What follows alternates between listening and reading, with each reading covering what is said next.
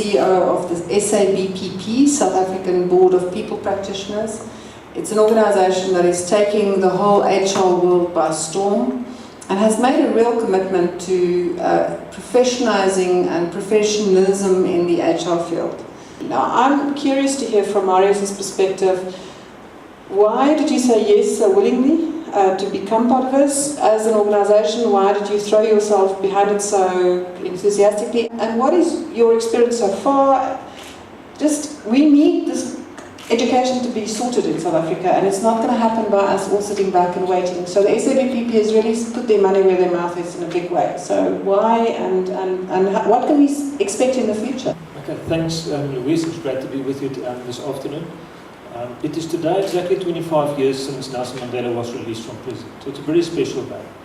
But I don't think Nelson Mandela would be happy today, 25 years later, that the majority of children in South Africa are not getting the best from our schools.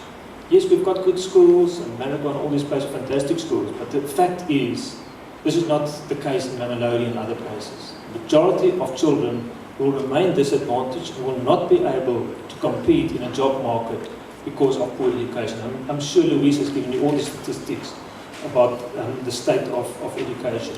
And that is what we need to get right in this country. Now, I realize from an education perspective, the good maths teacher becomes the principal eventually. Am I right, principals?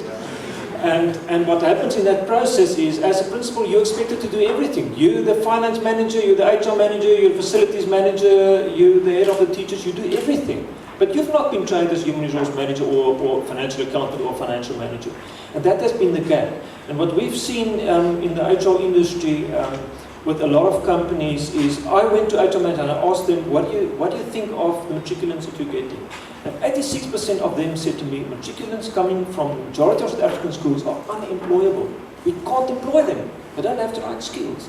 And that is the crisis that we currently am having. And that's the reason why we've decided to become involved and say, let's support this particular project so that with human resource professionals, that they come to the table and support you as principals so that you can improve the education. If the teachers' human resources are catered for, surely the teachers are going to deliver a better job as far as education is concerned.